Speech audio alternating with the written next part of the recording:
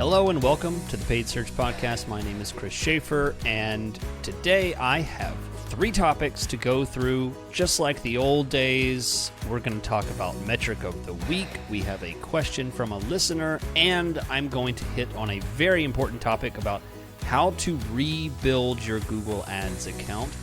All of this in the next half hour, 45 minutes or so. You're about to get a dump of information that is going to be invaluable for you. So if you're not subscribed, be sure and subscribe and stay tuned, because it is all business about Google Ads on this podcast.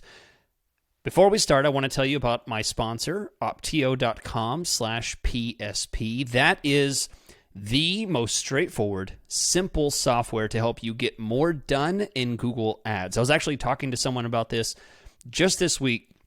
That was asking about other softwares out there, and they said, how does Opteo stand up to other softwares? And I very simply explained, it's because of the ease of use. Opteo.com/PSP. You can get 2 months of this software for free to manage your Google Ads accounts in a way that is simple, non-abrasive in the way that it works. And I use that term very specifically because these other accounts, these other softwares out there that manage Google Ads accounts, it's like having to relearn an entire new skill. They're extremely complex. They're so overwhelming. You're intimidated. You don't exactly know how to use the tool, much less how to do it to manage your account easier. Opteo has that figured out. And lo and behold, the person wrote back and said, hey, Chris, you were 100% right. I looked at these other things, and they are way more complex. Absolutely love Opteo. You will love Opteo too at Opteo.com/PSP. Get a 2-month free trial of the tool. That's 8 weeks for free at Opteo.com/PSP. Okay, let's dive right in. We have the metric of the week.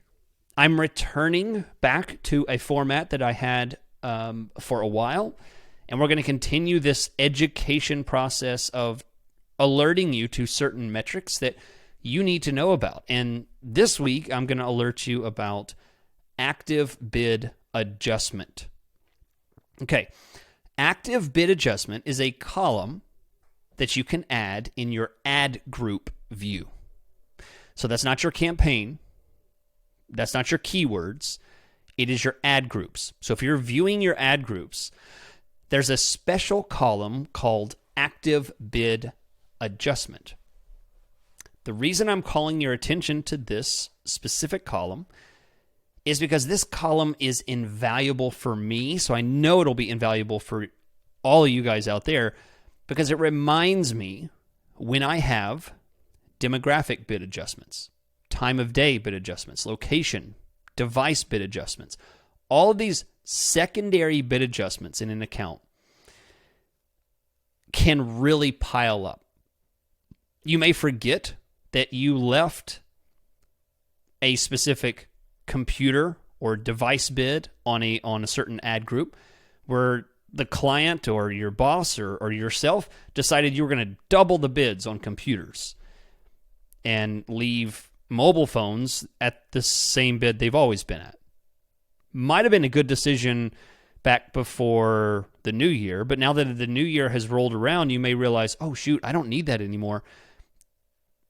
I need to lower my bids. Why are my bids so much higher? Oh, that's right. I have that double bid adjustment, that 100% bid adjustment up for my computer traffic.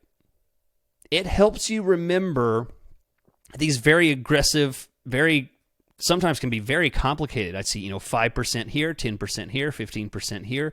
These bid adjustments are easily forgotten because they are not in the front view of what you're looking at. So I really recommend that you take a look at the active bid adjustment column in the ad group window, because what it does is it shows device, location. Anytime there's a bid adjustment of any kind, up or down, it'll alert you and say, devices. There is a device bid adjustment at this ad group level. That's important to know because the other ad groups may not have that. And it may be a very important metric to understand why your cost per click has doubled, tripled. Perhaps you're not getting traffic like you used to, and you forgot that you completely blocked mobile traffic for a certain ad group for some specific reason.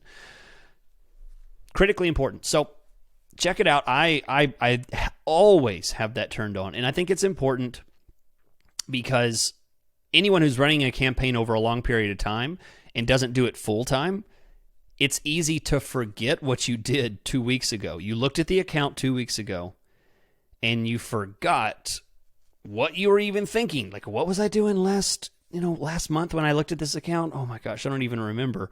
So it's very easy to forget these obscure bid adjustments that you can have. So great metric to look at, great column to add to your Google Ads account. If you don't have it and you love it, let me know. You can send me an email, paidsearchpodcast@gmail.com, paidsearchpodcast@gmail.com, also paidsearchpodcast.com. You can listen to the whole show right there in a browser, or the email is listed on the site. You can also find me, Paid Search Pod, on Twitter. And yes, I call it Twitter. I'm done. I'm not going to call it X. It's called Twitter, and that's what I'm going to call it. So we're moving on now to the second section of the show. Second section is the question section, where listeners just like you send in a question and I answer it. So this week we have a question from Rachel. Rachel says, "Hey Chris, love the podcast. Here's my question related to a competitor campaign that I'm running. I'm running a search campaign that has only competitor names as the keywords. Ad strength is average, and Google's suggestion is to include popular keywords in my headlines. But of course, I can't do that because it's all competitor names. So her question is there a way to improve this campaign in other ways rather than including competitor names in my ad copy? So absolutely, Rachel. I wanted to talk about this because this is a very common tactic that I find people doing, where they will have an entire devoted competitor campaign. So first I want to address that, and then I want to address your question specifically. So some of you out there may be doing this. Some of you may never have thought of this. So I want to address both of you, because if you haven't thought of this, I want to make sure you're doing it right. And if you have thought of this, I want to make sure you're doing it right. So a competitor campaign is unique in that it's not really designed to grab people in any search part of the funnel that you would usually ascribe to high, medium, and low funnel, right? So it's not a usual keyword. It's not someone who's searching for a service or a product. They've already subscribed to some other competitor of yours and have foregone searching for the product or service. Now they're searching just for the competitor's name. And it's important to note that this is highly risky for you to do something like this, because many of these searches are basically using Google as a yellow pages system. Now, dating myself a bit, hopefully you know what the yellow pages are. If not, ask your grandma. But it's risky to do a competitor campaign because you can pay so much more for traffic that has no intention of actually contacting you. Furthermore, you could pay a lot more for traffic that contacts you mistakenly. I see plenty of clients of mine that I work with that say, hey, we're getting calls of people that are calling and hanging up, or emails about people that are asking about billing, and we don't actually work with them. We don't even know who they are. They're asking questions about repairs and contracts and stuff like that. Sure enough, this can be a major hang-up of an account that's running competitor campaigns like this. Okay, so first you understand the risk. Okay, so that's the risk. The risk is that you're showing ads to people who didn't necessarily ask for you. They're knocking on Google's door here and saying, hey, show me this, and then you kind of interject yourself in there, okay? I can see the value. And as Rachel discusses further in her email, that they get about 12 conversions a month for this, specifically quote form request fills, which is great. People are requesting a quote. They're looking for someone else, and they're like, oh, this company does it. I'm going to get a quote from them. And that's great. So there can be some success. So how do you do this properly? Well, the best way to do this is to treat it based on risk. So if you haven't listened to my 10 Foundations of Google Ads episodes, it is number 6. This is based on risk management. So you need to understand that the risk of a specific search like this is high. So what does that mean? That means you need to lower other factors, other factors to keep those terms as minimal as possible on the impact to your budget. So in other words, bid lower. You need to keep the bids as low as you can possibly do. So what you usually want to see is pretty low impression share numbers. And that's what Rachel actually describes further in the email. Rachel actually says that their auction insights have a 10% impression share. That's actually what I would rather see. I'd rather see pretty low metrics on this, because you're interjecting yourself into a search that has nothing to do with you. It has nothing to do with your business. So maybe you can, you're out fishing for potential new clients, and some of them you can hook, but most people are going to be unqualified for you to pay a lot of money for them to come to your website, because they'll just hit the back button. A lot of bounces, a lot of click and back. And you don't want that. That's going to be very expensive and inefficient. So, Rachel, to answer your question on what you can do better here, the best thing you can do is to give Google instructions in bidding or whatever facets you can find to keep this as minimal and slim as possible. Make sure the clicks don't get out of hand. You'd mentioned in your email that you're using Target CPA. Target CPA is great. You don't ever want to do maximize conversions for this. You don't want to give Google a blank check on what it can pay per click for this traffic. It must have some kind of limitation on how far and how aggressive it's allowed to go. Okay? So Target CPA is good. Manual bids could be fine.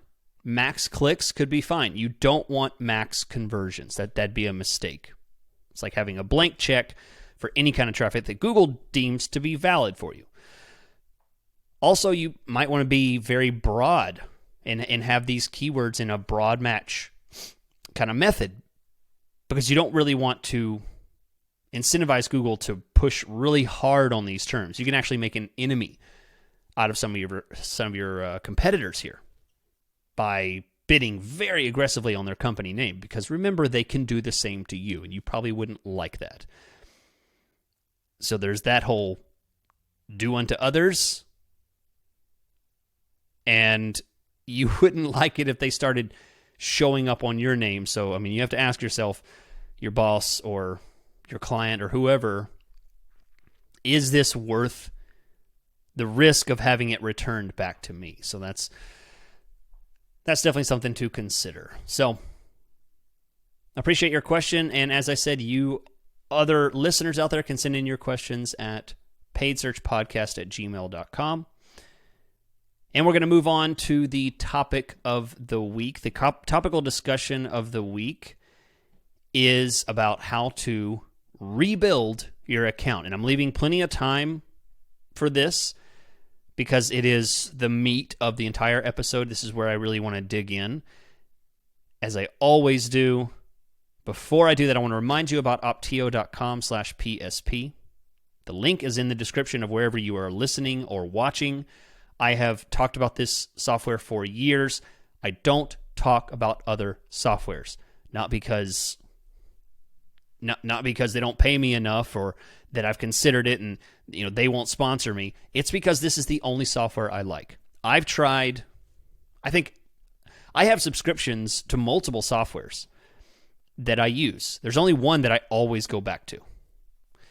I've been offered access to different software and I've tried them out. Believe me, this is something I put a lot of thought into, and I'm very close with Opteo. They are great people to work with, both as a manager and as a podcaster, because they're very open to how the community wants to best use their software. And that's a really healthy place to be for you as a person who's paying for a software. For them to be able to take feedback is critically important. So get a hold of the best software out there for freelancers, for agencies, for business owners to get more done.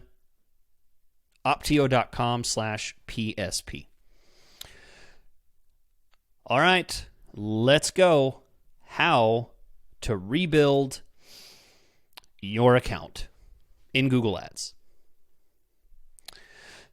So this is something that is very important for a lot of people, because they will find my podcast, they'll find different educational pieces out there on the internet about Google Ads, and they'll quickly realize how much they've done wrong, how wrong they have gotten everything, and they'll be quite frustrated, and they'll want to just start over. Say, you know what? Now that I know what I know, I'm just going to have to do a restart. I need to start from scratch. This can be something that people put off or rush through or do wrong a second or third time, because even though they know what they did wrong, they don't necessarily know what they need to do right. So that's what this discussion is for this week, is how can you do it right the second time?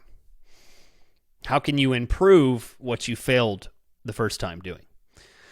So let's go through it. I have 4 steps to rebuild your account in Google Ads. Number 1 is identify a few topics that you want to sell your product or service on. Okay, and as always, I'm going to be very specific. I know that's a general kind of thing, and you need more. I have more, but give me a moment to explain. Every service out there, every product out there, has people that are interested in buying for different reasons. So therefore, these people that are doing searches are going to search different ways. Some people want to buy a car because of the color. Some people want to buy a car because of the gas mileage. Some people want to buy a car because of the price range. Okay? The motivating factor about what they're looking for is going to be the determination of how they search. So therefore, whenever you are advertising your business, you must first identify what features, what aspects of your service, of your product, can be categorized into different topics.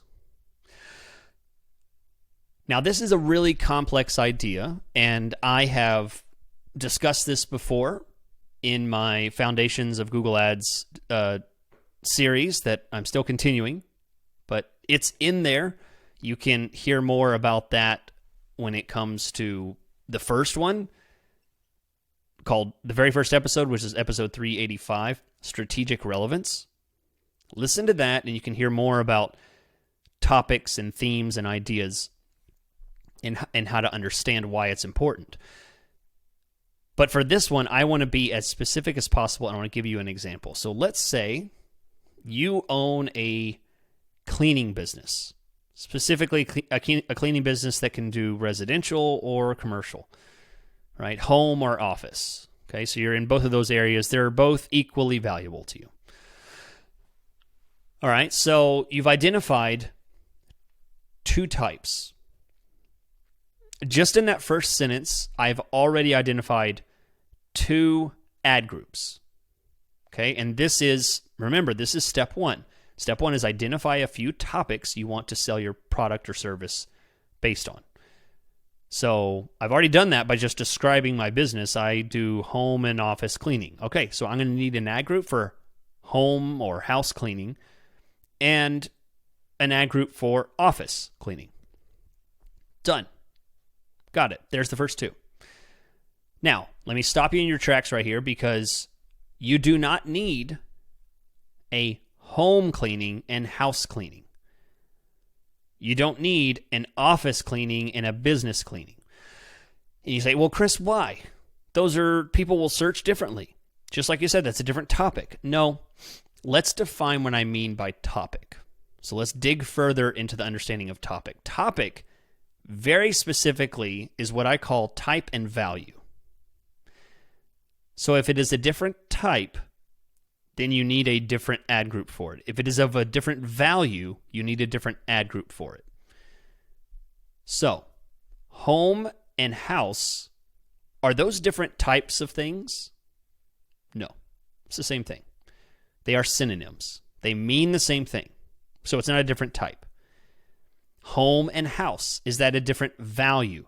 If someone says home cleaner and house cleaner, can you infer any value difference between those? Just without data, just in your business, is there any more value for someone that says house and home?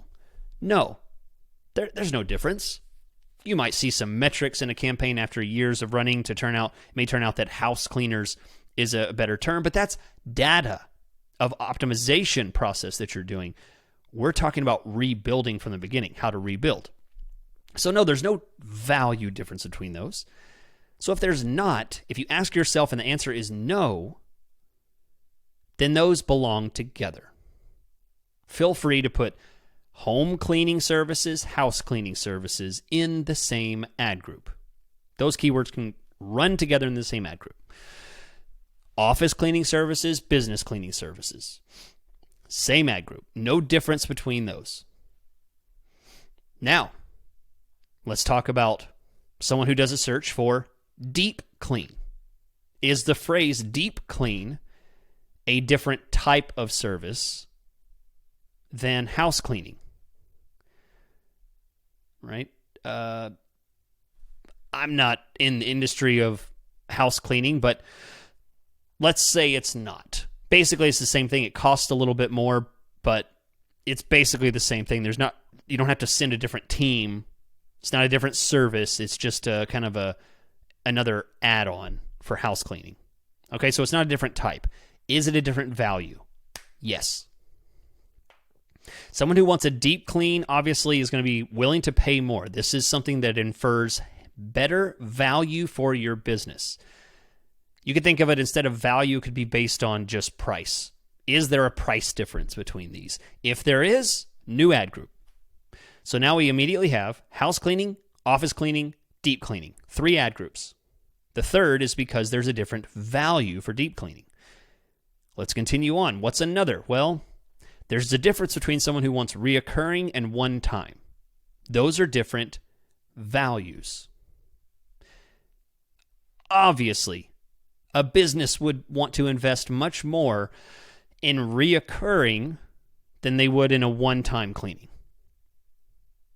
Probably may not want to invest at all in one time. But let's say your business is interested in both. You're really trying to grow, interested in both. So there's another 2 ad groups. So we have house cleaning, office cleaning, deep cleaning, reoccurring, and one time. So those are 5 ad groups. The 5th is an example of type. So a type of cleaning that might be different. There's house cleaning, and then someone might do a search for move in, move out cleaning. Move in cleaning, move out cleaners, stuff like that. This, let's say, is a different team. Maybe it can be a smaller team because there's not as many details and as much to dust and clean and all that kind of stuff. So it can, it's a different type of service. Same price, but different type of service maybe. That's an example of a type difference. Okay, so just like that, I didn't have to do keyword research. I didn't have to really dig very far. I didn't have to come up with 20 different topics. I came up with 6. These are all important to me because I'm the business owner. I understand what I usually like to see, what I see a lot of that I might want less of, and I understand difference in types of services, difference in the value of services. So that's it. That's step 1. Once you've done that, that is step 1 because it's the most important part of rebuilding, restarting your Google Ads account. Because the organization, the structure, the strategic relevance, foundation number 1 of Google Ads is to get these topics right. They can change. When I say get them right, I don't mean that you get them right from the beginning and you never change them. I just mean to understand how it functions and to not make the mistake of having 34 of these different ad groups and there's no distinction between 30 of them. You really only needed 4. Okay? So let's move on to step 2. Step 2, really simple. Create an ad group for each topic. So there were 6: house cleaning, office cleaning, deep cleaning, reoccurring, move in, move out, and one time. 6, so I have 6 ad groups, each named that, so that I remember the focus of this ad group is that. So I've done that. Easy enough. Now, when I create each ad group, I need to pop in a few keywords. Now, this may be really difficult for you to understand exactly how to choose these keywords. So I would point you to foundation number 6, which is about risk management. Risk management is all about how to choose and manage your risk of your keywords. But I'm going to simplify the entire thing and say this. When you're starting, general rule for pretty much everyone, pick 3 words and make them phrase match. Okay? 3 words in each keyword and make them phrase match. So, go through a couple examples. For the house cleaning ad group, the keywords need to be house cleaning services or house cleaning services near me, right? That's more than 3 words, but more than 3 words is okay. House cleaning services, then a city name. That's 3 words in each keyword. Great. Come up with 3 of those for each ad group. You don't need a whole lot. You're rebuilding here, right? Rome wasn't built in a day. Neither was your Google Ads account. And your Google Ads account is hardly Rome. Another example, deep cleaning. That was an important topic that we wanted to split out on. So make sure you focus on what the topic is. So it needs to include, every keyword needs to include deep clean. So deep, let's say home deep cleaning services. There we go. Now, deep cleaning services, that's kind of vague, right? Maybe you need to do deep cleaning maid service, right? You need to help Google understand what kind of traffic you really want. So that's important that you lay that out. And do all of that so that all of your ad groups have 3, 4, maybe 5 keywords in them. And they should all be phrase match, and they all should be 3 or more words long. Okay? Once you've done that, we're moving on to step 3. Step 3 is create keywords for each of those ad groups. I said that wrong. Step 4 is write ads for each of the keywords. Sorry about that. So to restate, step 1 is identify a few topics you want to sell. Step 2 is create ad groups for each of those topics. Step 3 is write keywords for each of those ad groups. And step 4 is write ads for the keywords. If you've done this in this linear pattern, in the end, your ads should match the topic, the theme that you originally gave that ad group. Strategic relevance. All the way through. There should be a line of relevance from the name of the ad group all the way through the keywords, all the way through to the ad group, to the final landing page that you're pointing people to. The website, the service page, whatever it is. Now, since I've mentioned websites and landing pages, let me clear something up. In this 4-step list of how to rebuild your account, nowhere in here did I go say redo your website or build a whole bunch of landing pages or redo your service pages. I'll tell you what, there's nothing more of a guarantee to kill your productivity of rebuilding your Google Ads account if you also bring in rebuilding your website at the same time. I would rather have a solid Google Ads account and a crappy website than to try and fix my Google Ads account while I'm trying to perfect my website at the same time. There's too many factors. I'm trying to optimize as I'm rebuilding, and it's just, forget it. One thing at a time. If you're really having concerns and redoing your website's going to be multi-thousands of dollars, multiple weeks, months, I would put the time first into rebuilding your Google Ads. Get that solid. Because you can measure value in your Google Ads account without having a great website. You can still see value, success in your Google Ads account without having the world's best website. So 4 steps. That's all. 4 steps. Identify the topics you want to sell your product or service on.